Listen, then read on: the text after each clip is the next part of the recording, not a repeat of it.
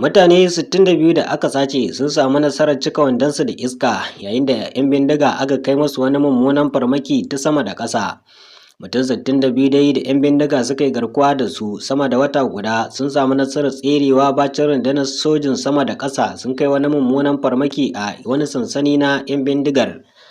Masu sauraro, kafin mu shiga labarin gadan-gadan, tashar Taskar Ji da Kunne ce take kawo muku wannan labarin kai tsaye. Kafin mu kawo muku labarin gaba ɗayansa, ku danna mana subscribe, ku danna alamun ƙaraura domin da mun saki wani labarin ma ku ganshi.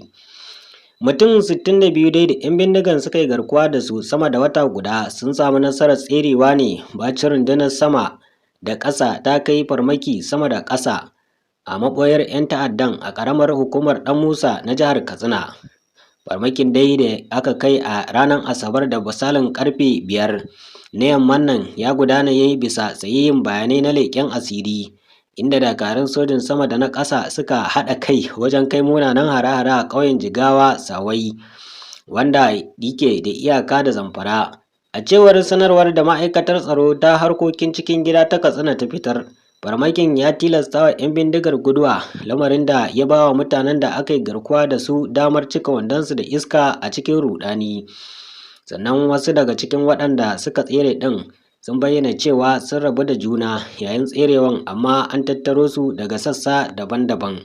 Gwamnatin jihar dai ta ce mafi yawan waɗanda aka ceto an sace su ne da misalin an sace su 'yan asalin ƙauyen Sayaya a ƙaramar hukumar Matazu a wani mummunan farmaki da aka kai da daddare a ranar Litinin 11 ga watan Agustan 2025 daga wani gungun 'yan bindiga da ake kira na Muhammadu Fulani.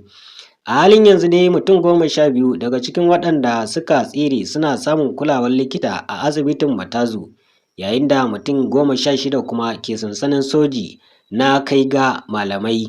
Ana ci gaba da tantance lafiyarsu kafin a haɗa su da iyalansu.